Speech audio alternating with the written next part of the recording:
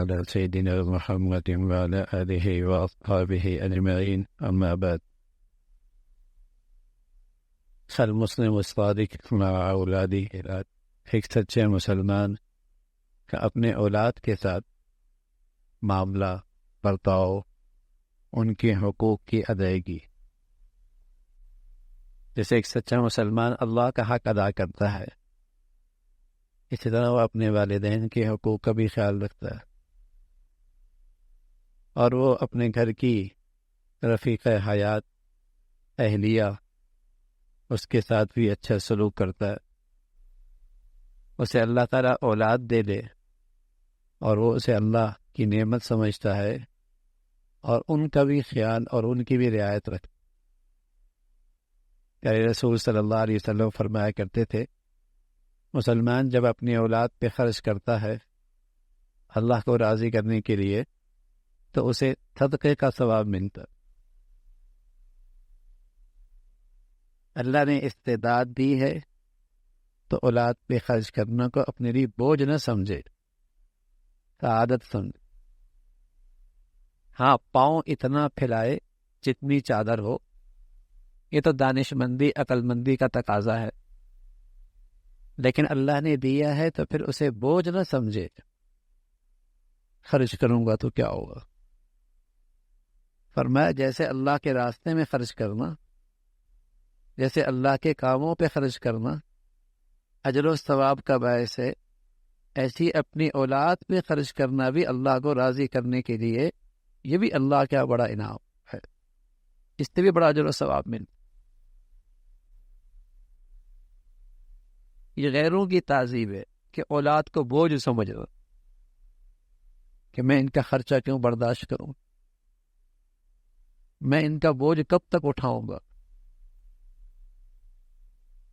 ایک سچا مسلمان تو اپنے دین کی ہدایات میں اولاد کو اللہ کی نعمت سمجھتا ہے اور اس پہ خرچ کرنے کو عبادت سمجھتا ہے، تنگ دل نہیں ہوتا، بخل نہیں کرتا، خوشی محسوس کرتا۔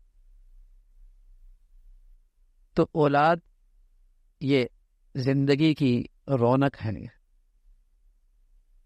اللہ کے پیارے نبی بھی اللہ سے اولاد مانگا کرتے تھے اور ساتھ کہتے تھے رب ہب لی من الصالحین، اللہ اولاد دے اور نیک دے، اس لیے کہ نیک اولاد آنکھوں کی ٹھنڈک ہوتی ہے،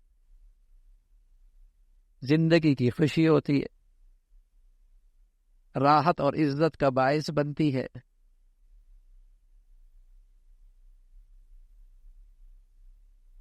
تو اللہ کے پیارے بھی اللہ سے اولاد مانگا کرتے، بلکہ ایک صحابی نے کہا یا رسول اللہ میرے لیے دعا کرے، تو انہوں نے دعا کی اللہ کے نبی نے، یا رسول اللہ نے فرمایا اللہ انہیں ہر قسم کی خیر عطا فرما، غیر اور دعا کرے۔ پھر آپ نے دعا کی اللہم اکثر مالہ و ولدہ وبارک لہ، اللہ انہیں خوب اولاد دے اور خوب مال دے اور اس میں برکت بھی عطا فرما۔ پھر حضرت انس کے اولاد، پوتے، نواسے، ان کی تعداد 100 سے اوپر تھی۔ پیارے نبی کے دعاؤں کی برکات، اس کا اثر تھا۔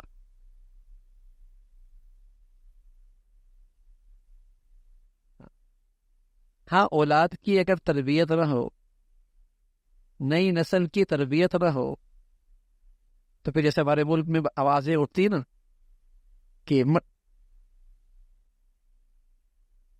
آبادی بڑھتی چلی جا رہی ہے، آبادی بڑھتی چلی جاتی، برائی کی جڑ کی طرف نہیں دیکھتے کہ آبادی کا بڑھنا مسئلہ نہیں، آبادی کی تربیت نہ کرنا مسئلہ ہے۔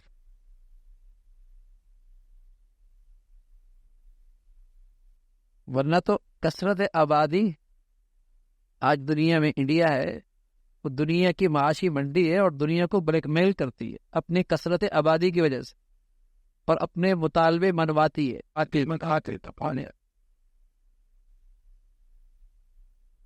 ہمیں احمقانہ ذہن دیا جاتا ہے کہ آبادی کی کثرت، اسے کم کر دو. ارے میاں تربیت کا ماحول کیوں نہیں؟ تمہارے کالج میں، اسکول میں، یونیورسٹیوں میں، گھروں میں، انسانوں میں انسان کیوں نہیں بنا رہے؟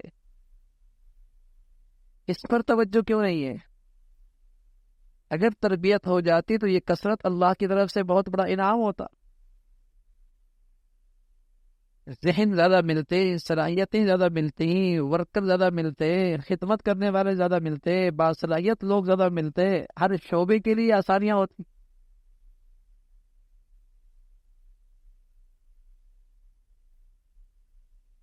دنیاوی لحاظ سے بھی، اخروی لحاظ سے تو ہے ہی، دنیاوی لحاظ سے بھی ایک تعداد کا بڑھنا رحمت بن جاتا. لیکن تربیت نہیں ہے تو وبال بھرا ہوا ہے. تو پھر تو ایک باپ کی ایک بیٹا بھی وبال بن سکتا ہے نا. وہ کہتا ہے نہ ہوتا تو اچھا تھا، تربیت نہ ہوئی تو ایک بھی وبال بن جاتا. اور اگر تربیت ہو تو 5 بھی آنکھوں کی ٹھنڈک ہے. اگر تربیت نہ ہو تو ایک بھی سرد درد ہے. اور تربیت ہو جائے، نیک ہو جائے، فرما بردار ہو جائے، باصلاحیت ہو جائے تو 10 بھی اللہ کا انعام ہے، دیکھ کر خوشی ہوتی ہے. تو مسئلہ گنتی نہیں ہے، مسئلہ کثرت نہیں ہے، مسائل کی وجہ تربیت نہ ہونا. ہر جگہ چیزیں تو بنائی جا رہی ہیں لیکن کہیں یہ فکر نہیں کہ انسان بھی تو بنانا ہے.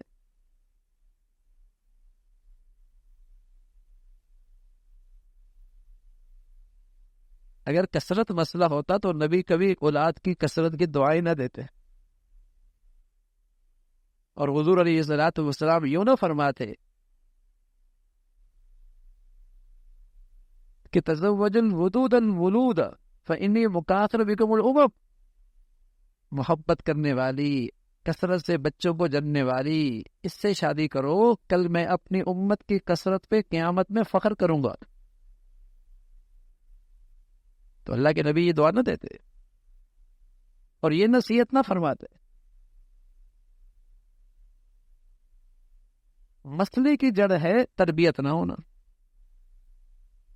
اولاد اللہ کی بڑی نعمت ہے، زندگی کی رونق ہے، راحت کی چیز ہے، لیکن شرط یہ ہے کہ اسے اچھا ماحول دو، اس کی اچھی تربیت کرو، اس کی تربیت اچھی ہو. اولاد کافر کی بھی ہوتی ہے، ہندو اور مشرک کی بھی ہوتی ہے، مسلمان کی بھی ہوتی ہے. وہ بھی تعلیم دیتا ہے، مسلمان بھی تعلیم دیتا ہے. وہ بھی اپنی زندگی کی نقطۂ نظر سے ان کی تربیت کرتا ہے، مسلمان بھی تربیت کرتا ہے. لیکن چونکہ ان کے پاس علم ناقص ہے، شرک کی وجہ سے، کفر کی وجہ سے، تو وہ اپنی اولاد کی تربیت اور تعلیم اس نقطے کو سامنے رکھتا ہے کہ ایک اچھا ورکر بن جائے اور ایک اچھا کمانے والا بن جائے، تاکہ اس کے 60 70 80 سال اچھے گزر جائے. اس کی سوچ صرف اتنی ہوتی. لیکن ایک سچا مسلمان چونکہ اپنی زندگی کی رہنمائی پیغمبروں سے لیتا ہے، وحی سے لیتا ہے، نبی کی زندگی کا نور لیتا ہے، تو وہ جب اپنی اولاد کی تربیت اور تعلیم کا فیصلے کرتا ہے تو وہ کھربوں سال کو سامنے رکھتا ہے. وہ کیریئر کا پہلا حصہ 60 70 سال اس کو بھی نظر انداز نہیں کرتا، اور کیریئر کا دوسرا حصہ جو نہ ختم ہونے والا ہے اس کو بھی نظر انداز نہیں کرتا. دور اندیش ہے، عقل مند ہے مسلمان جو ہے، ایمان کی روشنی جو ہے، ایمان کا نور جو ہے، نہ کیریئر کا مختصر سا حصہ 60 70 80 سال نہ اسے نظر انداز کرتا ہے، اور نہ کھربوں سال جو نہ ختم ہونے والا حصہ ہے نہ اسے نظر انداز. ان دونوں کو سامنے رکھ کر مسلمان اپنی اولاد کی تربیت کرتا. تبھی تو رسول اللہ صلی اللہ علیہ وسلم فرمایا کرتے تھے مرو اولادکم بالصلاۃ وہم ابناء 7 سنین. تم اپنی اولاد کو نماز کی تلقین کرو جب ان کی عمر 7 سال ہو. وَضْرِبُوهُمْ عَلَيْهَا وَهُمْ أَبْنَاءُ 10. اور اگر اس میں وہ کوتاہی کریں اور ان کی عمر 10 سال کی ہو جائے تو پھر ان کو تنبیہ کے طور پہ سزا بھی دو.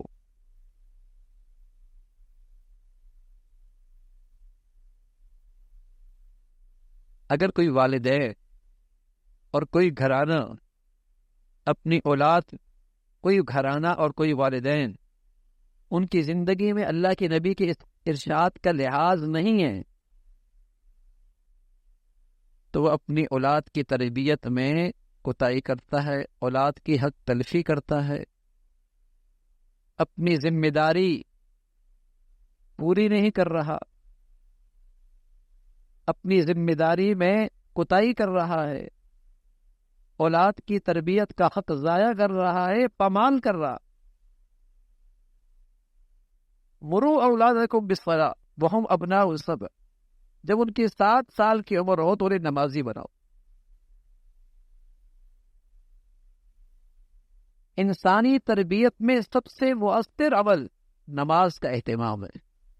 اس لیے اللہ نے سب سے پہلے یہ حکم دیا جب تک فرض بھی نہیں ہے، اس لیے کہ نماز کی ایک تاثیر ہے اللہ نے رکھی ہے نماز میں. اگر اچھی نماز ہو اور واقعی نماز ہو تو نماز کی ایک تاثیر یہ رکھی ہے کہ یہ آدمی کو برے اخلاق سے محفوظ کر دیتے.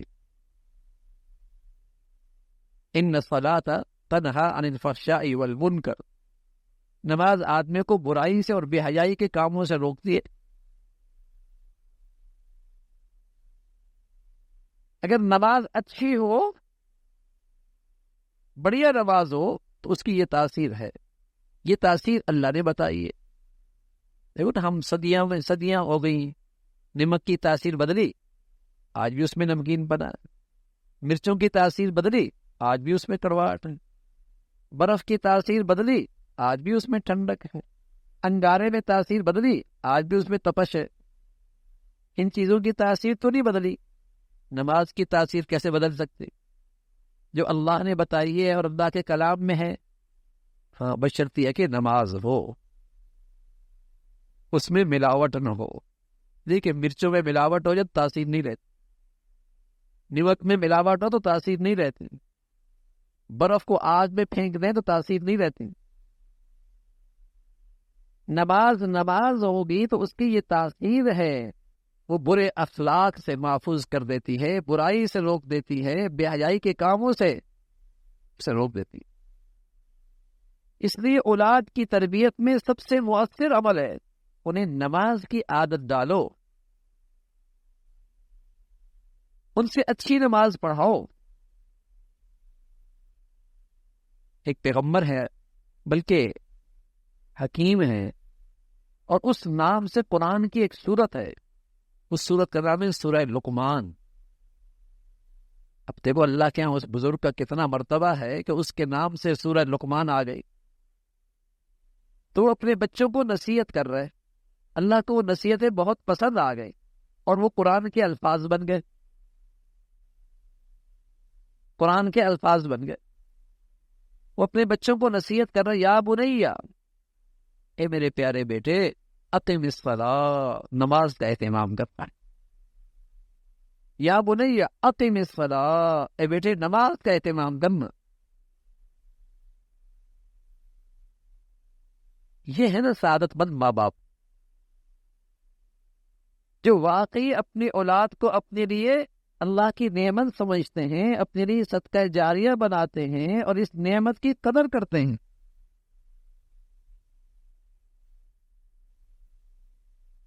تو ان کی اچھی تربیت کرنا حتی الامکان، اس کی کوشش کرنا.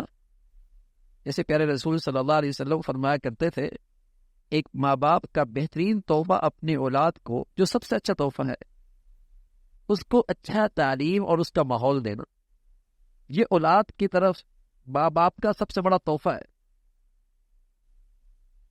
اسی طرح فرمایا اس کا نام اچھا رکھنا. آدمی ماحول میں پرورش پاتا، جیسا ماحول ہوگا اس کے اثرات لے، جیسا ماحول ہوگا اس کے اثرات پڑتے ہیں اس پہ. تو سب سے پہلا ماحول کون سا ہوتا ہے ان بچوں کے لیے؟ گھر. اور گھر کا بڑا کون ہے؟ والد والدہ، کیسا ماحول دے رہا ہے گھر کا یہ؟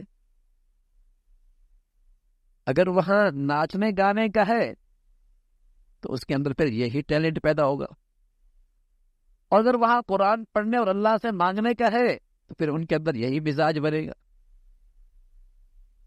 گھر کی زندگی اثر لیتی ہے نا، سبق دیتی ہے۔ معصوم بچہ بھی گھر کے ماحول کا اثر لیتا ہے۔ اگر آپ ایک بچے کے سامنے صرف قرآن پڑھے اور کوئی زبان نہ بولے، تو جب بچہ بولے گا، اگرچہ وہ پٹھان ہے یا جسے کہیں کہ سندھی ہے یا اردو بولتا ہے، لیکن اس کے سامنے آپ نے صرف قرآن پڑھا، تو جب اس کی زبان کھلے گی تو اس کی زبان پہ قرآن جاری ہوگا، کیونکہ جو اس نے سنا اس کے دل کی تختی پہ لکھا گیا، اور جیسی زبان کھلی وہ اس پہ جاری ہو گیا۔ اب اپنے بچوں کے سامنے کوئی پاکستانی زبان نہ بولے، صرف عربی بولے، تو جب بچہ زبان کھولے گا تو عربی میں بات کرے گا۔ وہ گھر میں جو زبان بولی جاتی ہے وہ سیکھتا ہے نا، تبھی تو کہنا ہے مادری زبان اس کی یہ ہے۔ کہیں ٹیوشن تو نہیں گیا، کہیں اسکول تو نہیں گیا، وہ کہاں سے زبان سیکھی؟ گھر کے ماحول سے سیکھی نا۔ تو یہ ہماری غلط فہمی ہے کہ وہ صرف زبان سیکھتا ہے، اس گھر سے اور بھی بہت کچھ سیکھتا ہے، صرف زبان نہیں سیکھتا، گھر کے ماحول سے اخلاقیات بھی سیکھتا ہے، عبادات بھی سیکھتا ہے، آداب بھی سیکھتا ہے، گھر کی زندگی کا اثر لیتا ہے۔ پہلا طرزگاہ ہے۔ تو جب اللہ تعالیٰ اولاد دے تو ایک سچے مسلمان کی ذمہ داری ہوتی ہے کہ اسے اللہ تعالیٰ کی نعمت سمجھے، اس پہ خرچ کرنے پہ تنگ دل نہ ہو، بخل نہ کرے، اور اس اولاد کو اپنے سے مانوس کرے، حتی الامکان بچوں میں برابری رکھے، برابری رکھے معاملہ کرنے میں، لین دین میں، ورنہ ان بچوں کے آپس میں ایک دوسرے سے حسد پیدا ہو جائے، آپس میں ایک دوسرے کے لیے بغض پیدا ہو جائے گا۔ حتی الامکان برابری کا برتاؤ ہو، برابری کا معاملہ ہو۔ حضور علیہ الصلوۃ والسلام کی خدمت میں ایک شخص آیا کہ یا رسول اللہ، میں نے اپنے بیٹے کو یہ غلام وقف کر دیا۔ کہا دوسرے بیٹوں کو بھی دیا؟ کہا نہیں۔ بلکہ ایک روایت میں کہ یا رسول اللہ، میں نے اپنے بیٹے کو یہ غلام ہبہ کر دیا، آپ گواہ بن جائے۔ گواہ بنا، فرمایا میں تو ظلم پہ گواہ نہیں بنتا، برابری کرو نا۔ بلا وجہ ایک کو ترجیح کیوں دی؟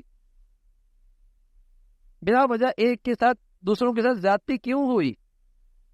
برابری ہو، ان کو اپنے سے مانوس کرو، ان کو اپنے سے مانوس۔ اگر آپ اپنے سے مانوس نہیں کریں گے تو پھر وہ کسی اور سے مانوس ہو جائیں گے۔ ان کو حتی الامکان اپنے سے قریب رکھو۔ اگر یہ نہیں کریں گے تو آج کل تو ایسے آلات موجود ہیں کہ وہ کسی اور کو دوست بنا دیں گے، کسی اور زندگی میں مشغول ہو جائیں گے۔ تو اللہ تعالیٰ کی طرف سے یہ نعمت ہے، پھر ماں باپ کی ذمہ داری بھی ہے، اور ماں باپ کے لیے یہ صدقہ جاریہ بھی ہے۔ اللہ تعالیٰ اولاد کی حقوق اور تربیت کا ہمیں سلیقہ بھی نصیب فرمائے، توفیق بھی نصیب فرمائے، ہماری مدد اور نصرت بھی فرمائے۔ اللہم لک الحمد کلو ولک الشکر کلو، اللہم اعنا علی ذکرک و شکرک